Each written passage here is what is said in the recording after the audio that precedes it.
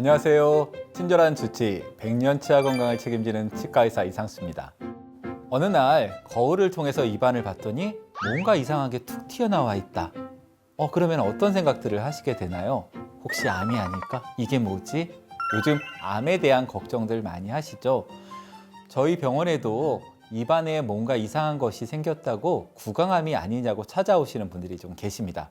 입안을 들여다보는 게 그렇게 어려운 건 아닌데도 사실 내 입속을 그렇게 자세히 들여다본 적은 거의 없으실 겁니다. 혀를 들었을 때 혀 아랫부분 또는 입천장, 목젖, 위아래 치아와 잇몸까지 실제로 우리 입안에는 치아와 혀만 있는 것은 아니고요. 굉장히 많은 중요한 구조물들이 존재를 하고 있습니다.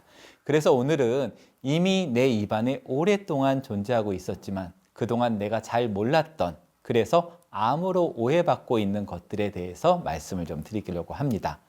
구강암으로 오해를 받고 있는 가장 많고 가장 대표적인 것은 골윤기입니다.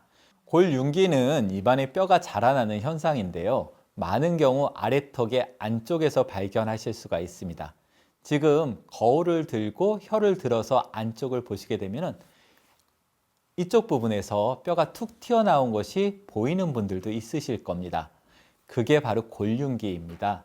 이 골윤기는 바깥쪽으로도 발달되는 경우가 있습니다. 아래턱의 바깥쪽으로 발달되어 있는 분들은 음식을 드실 때 단단한 음식들이 골윤기에 부딪혀서 상처를 입는 경우도 종종 있습니다. 또 양치질도 어려워서 치주 질환이 생기는 경우들도 많이 있습니다. 골윤기는 아래턱뿐만이 아니라 위턱에도 생길 수가 있습니다. 위턱에서는 주로 위턱의 바깥쪽, 즉 이 뺨 쪽으로 뼈가 튀어나오는 현상인데요. 종종 골윤기가 입천장 한가운데 생겨 있는 분들도 있습니다. 입을 크게 아 해서 보시게 되면은 입천장 가운데 마치 바위가 하나 박혀 있는 것처럼 커다란 뼈가 튀어나와 있는 경우를 말합니다. 그러면은 도대체 골윤기는 왜 생기는 것일까? 골윤기가 생기는 원인에 대해서는 아직 정확하게 밝혀지지는 않았습니다.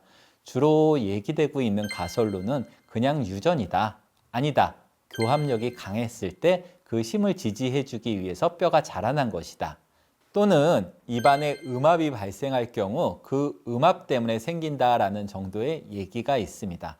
음압이라는 게 어떤 거냐면은 입을 암 다물었을 때 양쪽에 치아들이 있고 혀가 있는데 그 치아랑 혀 사이에 빈 공간이 있으실 거잖아요. 그럼 그 빈 공간에는 압력이 좀 떨어지니까 거기를 채우기 위해서 뼈가 자라난다는 학설입니다.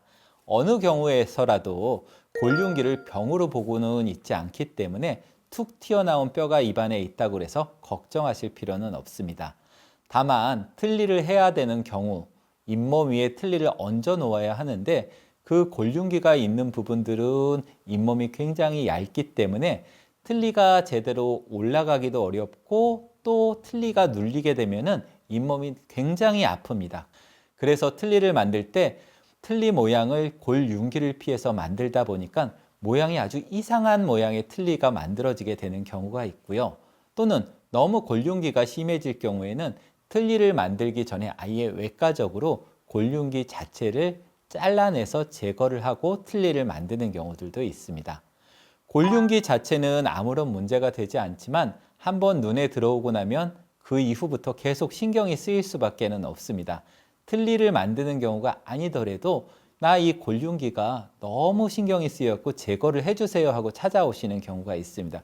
골윤기 자체를 제거를 하셔도 아무런 문제는 없기 때문에 꼭 원하신다면 제거는 가능합니다.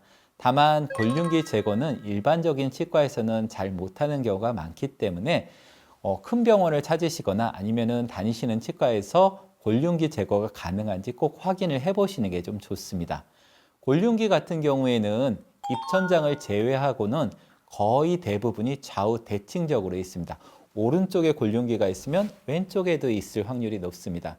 그렇지만은 그 크기는 꼭 대칭적이지 않고 한쪽은 크고 한쪽은 작을 수도 있습니다.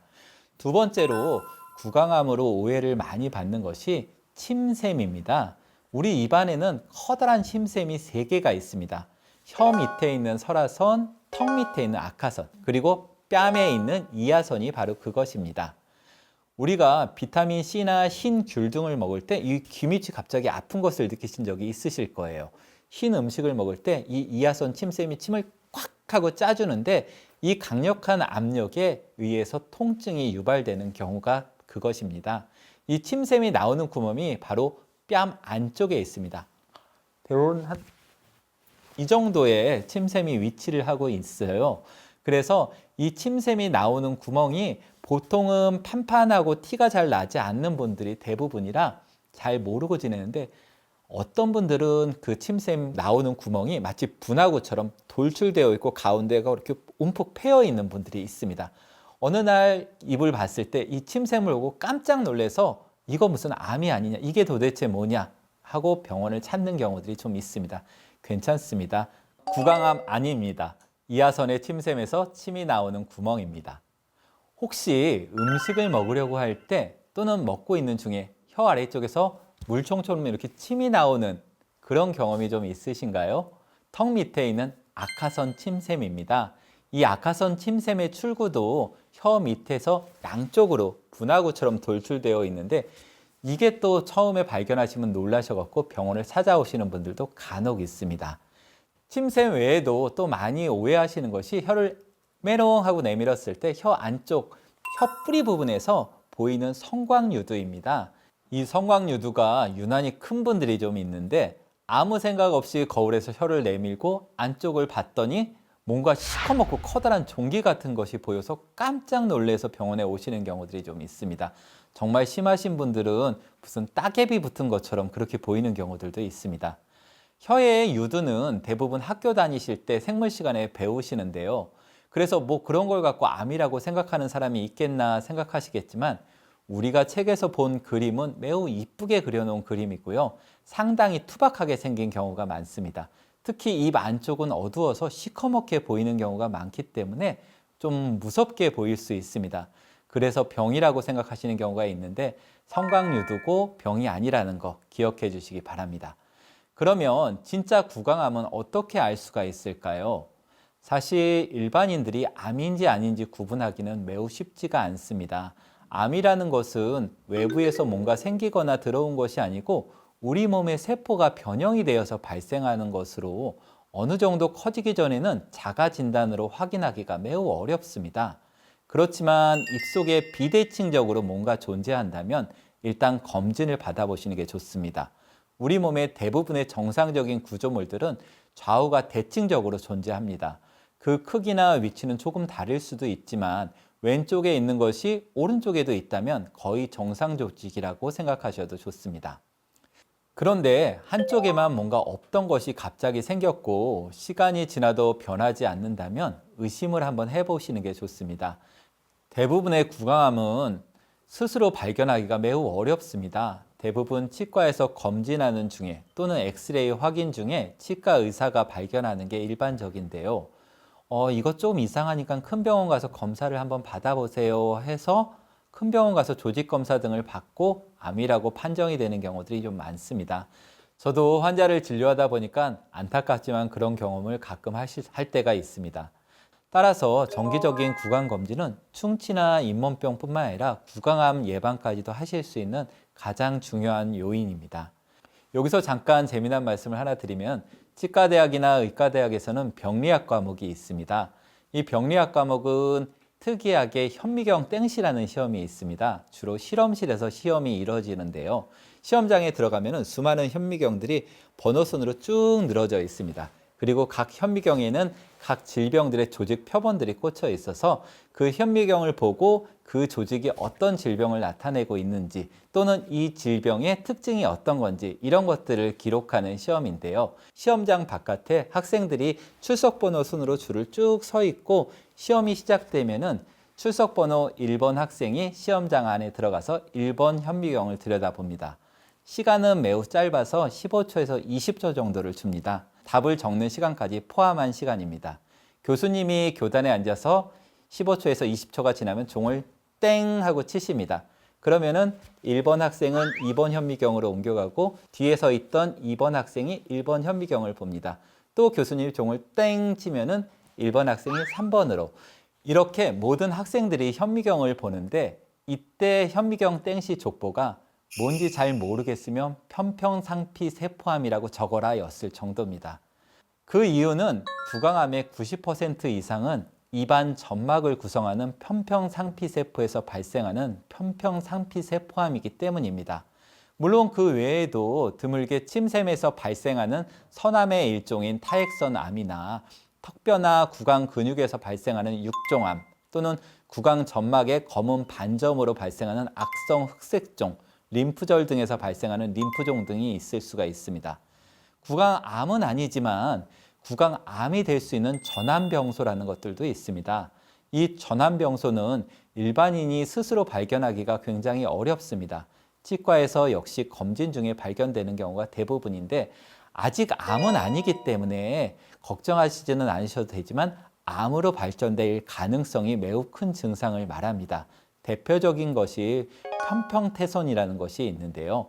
어금니 안쪽 뺨, 이 뺨 안에 이렇게 제껴서 보면은 그물무늬 같은 흰 선이 있는 경우입니다. 이 편평태손이 발견되면은 치과 의사는 환자분께 우선 조직 검사를 권하게 됩니다. 다행히 암이 아닌 경우가 대부분이지만 이게 암으로 될 수 있다는 것을 알기 때문에 환자분들은 그거를 인지하시게 되면은 사실 삶이 매우 어려워지는 것을 보게 됩니다.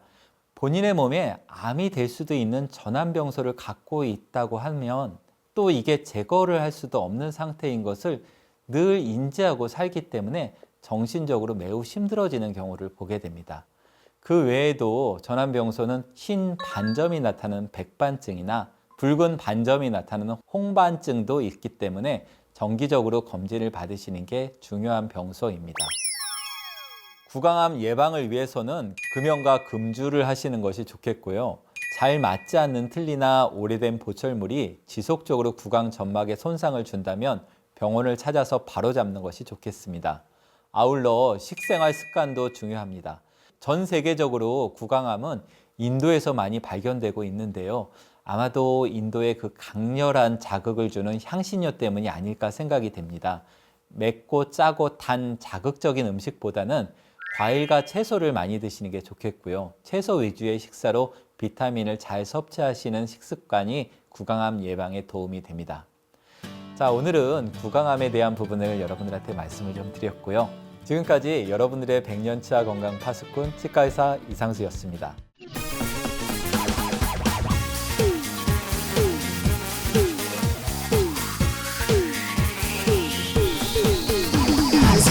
Go!